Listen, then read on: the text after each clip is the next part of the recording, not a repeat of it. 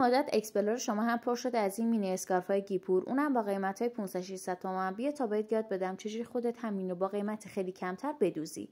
برای این کار ما به 1 متر پارچه گیپور نیاز داریم که بتونیم ازش یه مربع در بیاریم. حالا ما اینجا به یه پارچه گیپور نیاز داریم که بتونیم ازش یه مربع به طول عرض 1 سانت در بیاریم، یه مربع 80 در 80.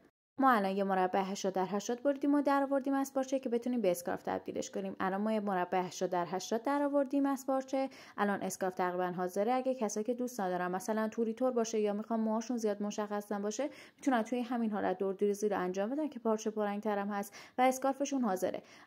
اما اگر دوست داری پارچه‌تون توریش بیشتر مشخص باشه و براتون مهم نیستش که موهاتون مشخص باشه یا نه، یا میخواین پارچه کمتر مصرف کنید یا دوتا دوستید، میتونید توی همین حالت 3 گوش که گذاشتید از وسط ببرید. اینجوری شما دوتا اسکارف دارید.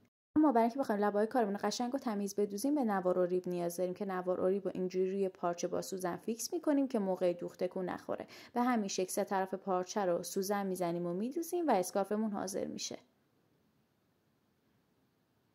تادا، اینم از فاینال کار. امیدوارم این پست رو دوست داشته باشید. حتما هم ذخیرش کنید که بتونید بعداً بدوزید برای خودتون.